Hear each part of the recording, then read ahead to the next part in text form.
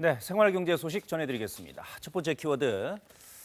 자, 이자 무서워서 영끌 급감. 젊은이들이 있는 대로 빚을 내서 일단 집부터 사고 보자는 이른바 영끌. 이젠 옛말이 됐습니다. 올해 서울 아파트를 사들인 2030 세대의 비중이 3년 만에 최저치를 기록했습니다. 올 1월부터 8월까지 2030 세대의 서울 아파트 매입 비중은 약 35%로 집계됐습니다. 지난해 같은 기간 41%를 넘어선 것과 비교하면 1년 새 6%포인트 넘게 떨어진 겁니다. 전국적으로도 마찬가지입니다.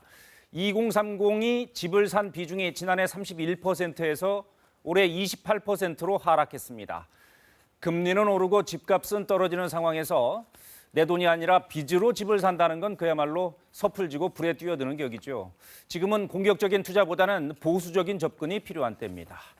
네, 두 번째 키워드 보시죠. 전세 대출 2억에서 4억 원으로. 자, 요즘 이자 부담에 전세에서 월세로 갈아타는 분들이 적지 않다고 하죠. 이런 고민을 좀 덜 수 있을까요? 전세 대출 한도가 2억 원 더 늘어납니다. 주택금융공사가 내일부터 전세자금 보증 한도를 최대 2억 원에서 4억 원으로 상향합니다. 이번 조치는 그동안의 전세가 상승을 반영한 것으로 보증금이 수도권 기준 7억 원, 지방은 5억 원 이하라면 최대 4억 원까지 전세 대출을 받을 수 있는데요. 다만 무주택자만 이용이 가능합니다. 배우자와의 합산 주택 보유수가 1주택인 경우는 기존과 같이 전세 보증 한도가 2억 원까지입니다. 네, 마지막 키워드. 고추장도 비싸네. 네, 물가 오름세가 2달 연속 둔화됐다고 하는데 소비자들이 느끼는 물가 상황은 다릅니다. 지난달 소비자가 많이 사는 가공식품 10개 중 7개꼴로 값이 올랐습니다. 가장 많이 오른 건 고추장으로 전달보다 11.7% 올랐습니다.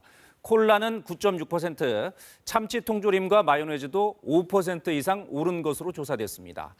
이들 품목은 제조사가 출고가를 올렸거나 유통업체가 기존에 해주던 할인을 더 이상 해주지 않으면서 가격이 상승한 것으로 나타났습니다. 반면 식용유와 소시지 등 이들 물품들은 지난달보다 가격이 내려갔습니다.